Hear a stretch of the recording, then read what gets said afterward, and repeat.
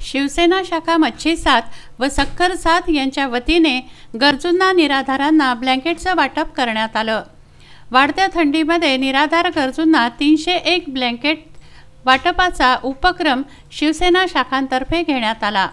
यावेळी माजी आमदार प्रदीप वडनेरे, जिल्हा प्रमुख सुनील खराटे, महानगर प्रमुख पराग गुडदे, विद्यार्थी सेना जिल्हा प्रमुख आशिष पुरोहित, उपमहानगर प्रमुख बाळासाहेब सावरकर, कामगार सेना प्रकाश मंजलवार, उपमहानगर प्रमुख पंजाबराव तायडे, उपशहर प्रमुख पृथ्वीराज मुणोत, सुनील राऊत, सुनील डहाके, बाळासाहेब लोहारे यांच्यासह मोठ्या संख्येनं कार्यकर्ते उपस्थित होते। संत गाडगेबाबांनी निराधारांना गरजूंना आधार देण्याचा संदेश दिला आहे। त्यांच्या कर्मभूमीमध्ये शिवसेना शाखा मच्छी सात व सक्कर सातच्या वतीने निराधार व गरजूंना ब्लँकेटचं वाटप करून संत गाडगेबाबांच्या संदेशाचं पालन करण्यात आलं आहे।